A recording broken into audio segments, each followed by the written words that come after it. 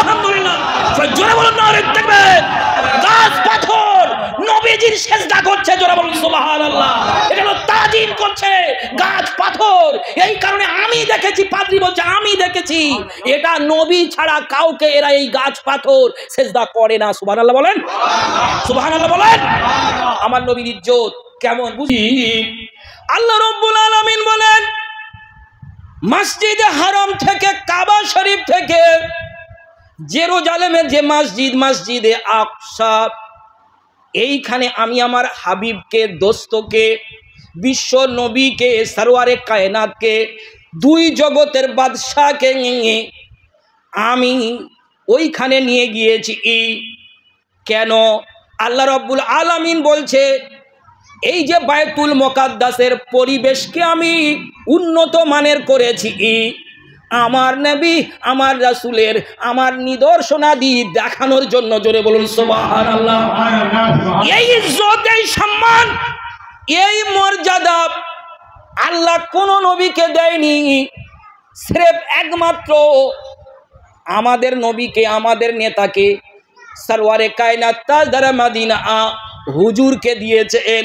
সুতরাং আয়াতে কারিমা থেকে বোঝা গেল নবী হলেন শ্রেষ্ঠ নবী। জোরে বলুন সুবহানাল্লাহ।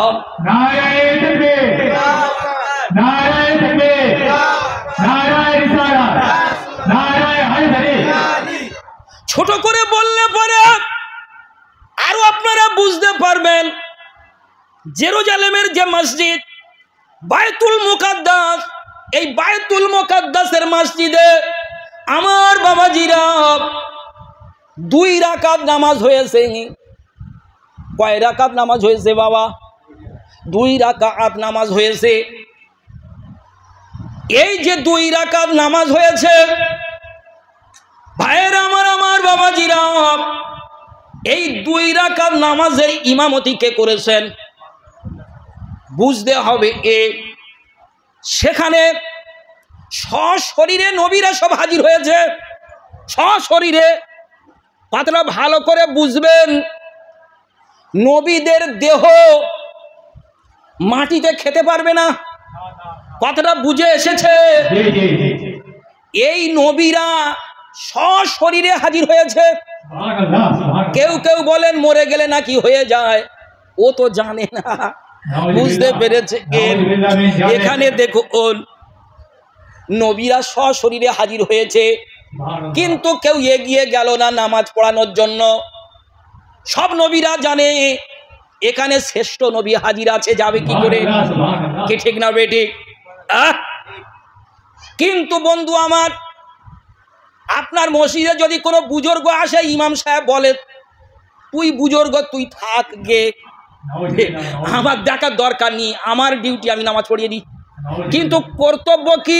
মানবিকতার খাতিরে বলা উচিত আমি সব সময় নামাজ পড়াই, ঠিক না বেঠিক? আমি সব সময় নামাজ পড়াই হুজুর, আপনাকে আমি বুজুর্গ হিসাবে মনে করছি, আসুন আপনি এগিয়ে আসেন। মানে এখনকার কারবার কি, হাম सबसे बड़ा है, हमसे कोई बड़ा नहीं है, কি ঠিক না বেঠিক? যুগ কি চলেছে দেখো। এই কারণের জন্য মারামারি। ভাইরা আমার, বিশ্ব নবী, বিশ্ব নেতা বায়তুল মুকাদ্দাসের মসজিদে ইমাম হয়ে গেলেন। ফেরেশতারাও হাজির, সেখানে সব নবীরা হাজির আছেন। ভাইরা আমার, আমার বাবাজিরা, আমাদের নবী নামাজ পড়িয়ে দিয়ে ইনি হয়ে গেলেন ইমামুল আম্বিয়া, অর্থাৎ আম্বিয়াদের ইমাম হয়ে গেলেন। সুতরাং বোঝার চেষ্টা করতে হবে নবীজির সম্মান মর্যাদা কতই উচ্চে। এবার আপনাদের বুঝে এসেছে, বুঝে আসেনি? বুঝে এসেছে। আপনারা কার কথা শুনছেন বুঝে নিয়ে এই রবিউল আউয়াল মাসে নবী আসার কারণে শুধু মানুষ খুশি নয়, পৃথিবীবাসী সবাই খুশি হয়েছে, আসমানবাসীও খুশি হয়েছে। জোরে বলুন সুবহানাল্লাহ। আরেকটু জোরে আলহামদুলিল্লাহ। নারায়ে তাকবীর, নারায়ে রিসালাত, নারায়ে হায়দারি। ভাইরা আমার, আমার বাবাজিরা, আরো ছোট করে বললে পরে বুঝতে পারবেন। হাদিস থেকে একটা হাদিস আপনাদের সামনে পরিবেশন করি। আন আনাস ইবনে মালিক রাদিয়াল্লাহু তাআলা আনহু قال قال رسول الله صلى الله عليه وسلم উতিয়া বাবাল জান্নাতি ইয়াউমাল কিয়ামা ফাস্তাফতিহু ফায়াকুলুল খাজিন মান আনতা ফাকুলু মুহাম্মদ ফায়াকুলু বিকা উমিরতু লা আফতাহু লিআহাদিন ক্বাবলাকা আও কামা ক্বালা আলাইহিস সালাতু ওয়াস সালাম। ভাইয়ের আমার বাবাজিরা, আল্লাহর নবী আল্লাহ তাআলার রাসূল বলেন, আমি জান্নাতের দুয়ারে গিয়ে দাঁড়াবো। জান্নাতের দুয়ারে গিয়ে দাঁড়িয়ে, জান্নাতের দুয়ারে যখন দাঁড়িয়ে বলবো জান্নাতের দুয়ার খুলে দিয়ে দাও, তখন জান্নাতের দুয়ারে যে চৌকিদার আছে তিনি বলবেন মান আনতা, হু আর ইউ, আপনি কে? জান্নাতের দুয়ার খুলতে বলছেন, আপনি কে? কে বলছেন? যিনি হলেন জান্নাতের চৌকিদার। কথা বুঝতে পেরেছেন? দ্বাররক্ষী যাকে বলা হয়, যিনি গেট খুলবেন, তিনি জিজ্ঞাসা করছেন আপনি কে, খুলতে বলছেন মান আনতা, আপনি কে? ওই সময় আমাদের নবী বলেন, আমি বলবো ফাকুলু মুহাম্মদ, আমি মুহাম্মদ। উনি তখন আমাকে বলবেন আপনার জন্য খোলার নির্দেশ আছে, আপনার পূর্বে কারো জন্য খোলার নির্দেশ নাই। জোরে বলেন সুবহানাল্লাহ, আরেকটু জোরে বলেন আলহামদুলিল্লাহ, সবাই জোরে বলেন নারে তাকবীর। আমাদের নবীর জন্য খোলার নির্দেশ আছে প্রথম, কোন নবীর জন্য জান্নাতের দুয়ার খোলার নির্দেশ নাই। আমাদের নবী সর্বপ্রথম জান্নাতে প্রবেশ করবে, আর আমাদের নবীকে জান্নাতে সর্বপ্রথম আল্লাহ প্রবেশ করাবেন। জোরে বলুন সুবহানাল্লাহ, আরে একটু জোরে বলুন আলহামদুলিল্লাহ, সবাই জোরে বলেন নারে তাকবীর। আমার নবীর ইজ্জত, আমার নবীর সম্মান, আমার নবীর মর্যাদা মর্তবা কত ঊর্ধ্বে, সম্মান কত ঊর্ধ্বে আপনারা বুঝতে পেরেছেন। জ্ঞানে গুণে রূপে মানে তুমি সবার সেরা নবী। সুবহানাল্লাহ সুবহানাল্লাহ। জ্ঞানে গুণে রূপে মানে তুমি সবার সেরা নবী। হেরা গুহার মহান সাধক আদর্শের ছবি। অনাথ হয়ে ধরায় এলে, অনাথ হয়ে ধরায় এলে হলে বিশ্বগুরু। তোমার ওই লক্ষ্য করে সৃষ্টি পর্ব শুরু। সুবহানাল্লাহ সুবহানাল্লাহ সুবহানাল্লাহ। আমার নবীকে যদি আল্লাহ তৈরি না করতো কিছুই তৈরি হতো? বলেন না। আমার নবীর সম্মান, আমার নবীর ইজ্জত মর্যাদা আশা করি আপনারা সহজে বুঝতে পারছেন। ভাইরা আমার, আমরা শুধু নবীকে সম্মান দিই না, গাছও দেয়, ঠিক না বেটি? পাথরও দেয়। ভাইরা আমার, আমার বাবাজিরা, ছোট করে বলি, এটা তিরমিজি শরীফ থেকে বলছি। হাদিসটা মুসলিম শরীফের হাদিস থেকে বলেছি, আপনাদের সামনে কুরআন থেকে পরিবেশন করেছি।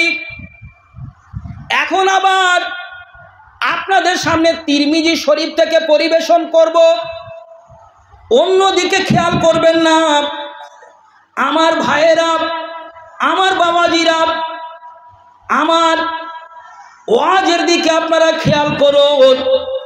আল্লাহর নবী, আল্লাহ তাআলার রাসূলের আব্বাজান চলে গিয়েছে কখন? যখন নবীজি মায়ের গর্ভে আছে, ঠিক না বেঠিক? বাপ পর্দা নিয়ে চলে গিয়েছে। বাপ পর্দা নিয়ে চলে যাওয়ার পরে নবীজির বয়স যখন দুনিয়া আসার পরে 6 বছর, মাও চলে গিয়েছে। তাহলে বাপও গেল, মাও গেল, বাপ নেই মাও নেই। আহা, আমার নবী, আমার রাসূল এতিম হয়ে গেছে, কি ঠিক না বেঠিক? এখন এখন আমার নবী আমার রসুল কার কাছে আছে? দাদুর কাছে আছে। কার কাছে আছে? দাদুর কাছে আছে। দাদু চলে গেল। নবীজির বয়স যখন 8 বছর 2 মাস 10 দিন, উনিও পর্দা নিয়ে চলে গেল। এখন কি করুন পরিস্থিতি বোঝার চেষ্টা করুন। বাপ তো গেল, মা তো গেল, ফের দাদুও চলে গেল। এখন চাচার কাছে আছে। কার কাছে আছে? চাচার কাছে আছে। আবু তলিবের কাছে আছে। আরব দেশের মানুষেরা ব্যবসা করেন। এটা কাঁচড়া, হাওড়া, তাই তো? এখানকার মানুষেরা শুনছিলাম বেশিরভাগ কলকাতাতে ব্যবসা করে। কি ঠিক না ঠিক? ব্যবসা ভালো, ব্যবসায় আল্লাহ বরকত রেখেছেন। ও ভাইয়েরা, ও বাবাজিরা, কুরাইশ বংশের মানুষেরা ব্যবসা করতেন। এই যে ব্যবসা করতেন, নবীজির চাচা ব্যবসাতে চলে যাচ্ছেন। কোথায় যাচ্ছেন বাবা? ব্যবসাতে চলে যাচ্ছেন। তবে এই যে ব্যবসাতে যাচ্ছে, প্রস্তুতি নিয়ে বেরিয়ে পড়বেন। এমন সময় নবীজি চাচার কাপড়টা ধরেছেন, জামাটা ধরেছেন, ধরে বললেন, চাচা, আমার মা নাই, আমার বাপ নাই, আপনি আমাকে রেখে কোথায় যাচ্ছেন? ওই সময় আবু তলিবের চোখ দুটো পানিতে ভরে গেল, অশ্রু সজল হয়ে গেল। সত্যই তো, এর মা নাই, এর বাপ নাই। ওই সময় কাফেলার লোকদের বললেন, ও কাফেলার মানুষেরা, তোমরা শোনো, আমার ভাইপোর মা নাই, বাপ নাই, আমার কাছে থাকে। আমি ওকে নিয়ে ব্যবসাতে যাব, ওকে রেখে যাব না। আল্লাহর নবী, আল্লাহ তাআলার রাসূল, দিন দুনিয়ার বাদশাহ, তাজদার মদিনা, হুজুর চাচার সঙ্গে ব্যবসায় যাচ্ছে। যেতে যেতে যেতে খ্রিস্টান প্রধান দেশ তাইমা বলে জায়গাটা, ওইখানে একটা মেলা হচ্ছে, ব্যবসা করবে এরা, তাঁবু স্থাপন করেছে। ওদিকে পাহাড়ের উপরে গির্জা রয়েছে। গির্জার পাদ্রী বুহাইরা, ও আমার নবীকে দেখতে পেয়েছে, আল্লাহ রসুলকে দেখতে পেয়েছে। দেখতে পেয়ে এদের কাছে এসে আল্লাহর নবীর হাতটা ধরেছে ওই বুহাইরা পাদ্রী, ধরে বলছে, হাজা সাইয়্যিদুল আলামিন, ইনি হলেন তামাম জগতের সরদার। জোরে বলুন সুবহানাল্লাহ। পাদ্রী পাদ্রী আবার বললেন, হাজা রাসূল রব্বিল আলামিন, ইনি হলেন তামাম জগতের যিনি রব, তার পক্ষ থেকে প্রেরিত পয়গম্বর ইনি। জোরে বলুন সুবহানাল্লাহ। ভাইয়ের আমার বাবাজিরা, পাদ্রী আরো বললেন, ইয়াবাসুহুল্লাহু রহমাতাল লিল আলামিন, ইনি তামাম জগতের জন্য রহমত স্বরূপ হয়ে এসেছে। আল্লাহ একে রহমত স্বরূপ করে আল্লাহ পাঠিয়ে দিয়েছে। জোরে বলুন সুবহানাল্লাহ। আর একটু জোরে বলুন আলহামদুলিল্লাহ। সবাই জোরে বলেন নারে তাকবীর, নারে তাকবীর, নারে তাকবীর। বিশ্ব নবী, বিশ্ব নেতা সম্পর্কে সেদিনে বলেছিলেন। কে? ওই পাদ্রী। যখন এই কথাগুলো বলল, কাফেলার লোকেরা অবাক হয়ে গেল। কি বলছেন আপনি? কি করে বুঝতে পারলেন ইনি পয়গম্বর? কি করে বুঝতে পারলেন? বলে, শুনুন, আপনারা খেয়াল করেন নাই, আমি উপর থেকে দেখেছি। উপত্যকার পাশ দিয়ে যখন আসছিলেন, লাম ইয়াবকা হাজারুন ওয়ালা সাজারুন ইল্লা খাররা সাজিদান লা ইয়াসজুদানে ইল্লা নবীর, অর্থাৎ আমি দেখছি একটা গাছ একটা পাথর বাকি নাই, সবাই সেজদা করছে। জোরে বলুন সুবহানাল্লাহ। আরে একটু জোরে বল আলহামদুলিল্লাহ, জোরে বলুন নারে তাকবীর। গাছ পাথর নবীজির সেজদা করছে, জোরে বলুন সুবহানাল্লাহ। এটা হলো তাজিম করছে গাছ পাথর। এই কারণে আমি দেখেছি, পাদ্রী বলছে আমি দেখেছি, এটা নবী ছাড়া কাউকে এরা এই গাছ পাথর সেজদা করে না। সুবহানাল্লাহ বলেন, সুবহানাল্লাহ বলেন। আমার নবীর ইজ্জত কেমন বুঝতে পেরেছেন? গাছ পাথর তাজিম করছে। আপনি তো দূরের কথা, আমি তো দূরের কথা। আমাদের কর্তব্য হলো সেই রাসূলের তাজিম, সম্মান, শ্রদ্ধা, ভক্তি, ভালোবাসা দেখানো, ঠিক না বেটি? বলেন ভাই আমার, দোস্ত আমার, তিরমিজি শরীফের হাদিসে এসেছে, পাদ্রী চলে গেলেন, ফিরে গেলেন, খাবার তৈরি করেছেন। আহা আশা, এই দলে পয়গাম্বার আছে। কে আছে? এই দলে পয়গাম্বার আছে, আমি এদের খাওয়াবো। ভালো লোক আছে, খাওয়াবো। বুঝতে পেরেছেন? খাবার তৈরি হয়ে গেছে। ফাসনা আলাহম তোয়ামা ফালাম্মা আতাহুম বিহি। খাবার তৈরি হয়ে যাওয়ার পরে উনি এসেছেন। আচ্ছা ছেলেটা কই? ছেলেটা কই? বলে আপনার উট চড়াচ্ছে। কি চড়াচ্ছে? কি চড়াচ্ছে? উট চড়াচ্ছে। মানে উট দেখছে, মানে এরা যে উটের পিঠে গিয়েছিল না, সেই উট দেখভাল করছে, চড়াচ্ছে। তো ভাই আমার, দোস্ত আমার, বোঝার চেষ্টা করবেন, বোঝার ভুল করবেন না। আমাদের নবী, আমাদের রাসূলের জন্য তো খুশি হয়ে দাওয়াত করছেন, ঠিক না বেটি? হ্যাঁ, খাবার জোগাড় করেছে কার জন্য? নবীর জন্য। আর নবী খাবে না, এরা খাবে? বলে আগে ওনাকে ডেকে নিয়ে এসো। ডাকতে গেল। ভাইয়েরা আমার, আমার বাবাজিরা, বোঝার চেষ্টা করবেন। বিশ্ব নবী, বিশ্ব নেতা, সারওয়ারে কায়নাত, তাজরে মদিনা হুজুর আসছেন। ওই পাদ্রী লক্ষ্য করে দেখছে, আলাইহি গমামাতুন তুজিল্লুহু, নবীজির মাথার উপরে মেঘ ছায়া করে করে করে আসছে। জোরে বলুন সুবহানাল্লাহ। আরে তুই জোরে বল আলহামদুলিল্লাহ, জোরে বলেন নারে তাকবীর। মেঘ ছায়া করে করে আসছে। কে দেখছে? পাদ্রী দেখতে পাচ্ছে। নবীজি কত ভদ্র নবী ছিলেন, কত সিভিলাইজড নবী ছিলেন, সভ্য নবী ছিলেন। নবীজির মধ্যে কত আদব ছিল। তিরমিজি শরীফের হাদিসে এসেছে যে ওই কাফেলার লোকেরা গাছের ছায়ায় বসে আছে। কোথায় বসে আছে? গাছের ছায়ায় বসে আছে। নবীজি দেখলেন এখানে ঠেলাঠেলি করা যাবে না, জায়গা নাই, ঠেলাঠেলি করা যাবে না, কারণ এই ছায়া আর জায়গা নেই, সব তো বসে আছে। উনি ভদ্র নবী ছিলেন। এখনকার লোকেরা যাবে সকলের লেটে, মসজিদে যাবে কখন? শুক্রবার।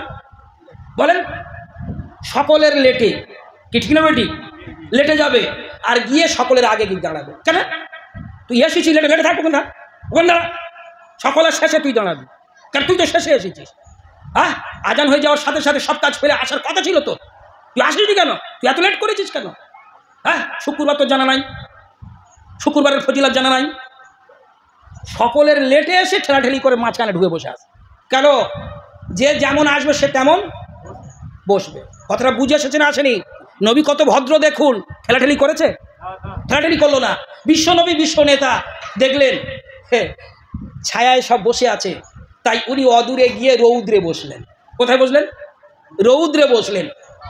আলাম্মা জালাসা, উনি যখন বসলেন, মালা ফাইকুস সাজারাতি আলাই, গাছের ছায়া ওনার দিকে ঝুঁকে চলে গেল। জোরে বল সুবহানাল্লাহ।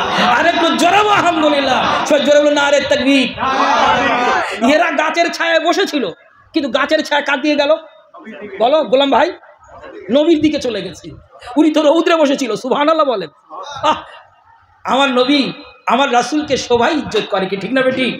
ভাইরা আমার, আমার বাবাজিরা, আমার নবীর দিকে যখন চলে গেল গাছের ছায়া না, ওই সময় পাদ্রী বললেন, উনজুরু ইলা ফাইগিস সাজারাতি মালা আলাই, তোমরা ও কাফেলার লোকেরা, তোমরা উনজুরু মানে বলছে দেখো, তোমরা কিসের দিকে? ওই গাছের ছায়ার দিকে দেখো। ও এই ছেলেটির দিকে ঝুঁকে পড়েছে, তোমাদের দিকে দিকে আর নাঙাই। সবাই তখন দেখেছে এনার কথা শুনে সত্যই তো ওনার দিকে ঝুঁকে পড়েছে। ভাইরা আমার, পূর্বে যে উনি পয়গাম্বার বলেছে আল্লাহ যে নির্বাচন করেছে এনাকে কথা বুঝতে পেরেছেন। ও ভাইরা, ওদের সকলের বুঝে এসেছে। এখন পাদ্রী বললেন সামনে আর নিয়ে যাবেন না। রোমের মানুষেরা এই সিফাত, এই গুণ যদি বুঝতে পারে, এই ছেলেটার এই সিফাতগুলো যদি ওরা জানতে পারে, একে কতল করে ফেলবে, মেরে ফেলবে। আমি আপনাদেরকে বলছি শুনুন, একে নিয়ে চলে যান। আল্লাহর নবীকে ওইখান থেকে পাঠিয়ে দেওয়া হয়েছিল মক্কা থেকে। সত্যই সত্য ওই খুঁজতে এসেছিল। কথা বুঝতে পেরেছেন? খুঁজতে এসেছিল। ও ভাইরা, ও বাবাজিরা, আমি স্রেফ আপনাদের এটাই বোঝাতে চাচ্ছি, আমাদের নবীর ইজ্জত, আমাদের নবীর সম্মান, মর্যাদা এবার বুঝতে পেরেছেন। কার কথা শোনার জন্য আপনারা টাকা খরচা করছেন বুঝতে পারছেন। আপনাদের টাকা খরচা করা সার্থক হবে না? হবে না? সার্থক হবে। 125 বছর বলছেন এই আপনাদের এর কথা বুঝে অনুষ্ঠান চলে আসছে, কি ঠিক না বেটি? এই রবিউল আউয়াল মাসের 11 তারিখের দিন গত রাত্রি আপনারা করে আসেন, কি ঠিক না বেটি? সুতরাং এর যাজাইয়ের বদলা আল্লাহ আপনাদের দেবে। আমার নবীর কথা জানানো দরকার আছে, শোনা দরকার আছে, না হলে মানুষ আমল করবে কেমন করে? কি ঠিক না বেটি? তার আদর্শের কথা যদি জানতে না পারে আমল করবে কি করে? এইখানে টাকা পয়সা খরচ করে আজকের এই তারিখে কথা বুঝতে পেরেছেন মানুষকে আহ্বান করে উলামায়ে হযরতদেরকে ভাইজানেরা এনে এই আলোচনার সভা করেছে, কি ঠিক না বেটি? এর মাধ্যম দিয়ে যদি 20টা মানুষ তার আদর্শের কথা জানেনি, কথা বুঝতে পেরেছেন, আশা করি ইনশাল্লাহ আমল করবে, কি ঠিক না বেটি? একটা করে যদি আমল করে 125 বছরে কটা আমল হবে? যারা বেঁচে থাকবে কেউ 60, কেউ 70, তাহলে 70 বছর ধরে যদি শোনে 70টা তো অন্তত পয়েন্ট আমল হবে, কি ঠিক না বেটি? কথাটা বুঝতে পেরেছেন? তাহলে এটা ভালো কাজ না খারাপ কাজ? ভালো কাজ। এটাকে সকলের দায়িত্ব থাকবে, এটাকে বাঁচিয়েও রাখতে হবে, কি ঠিক না বেটি? কথা বুঝতে পেরেছেন? আল্লাহ কবুল করে নিক। সবাই জোরে বলুন আল্লাহু আমিন। সবাই জোরে বলুন সুম্মা আমিন। নারে তাকবীর। মহব্বতের সঙ্গে দরুদ আল্লাহ।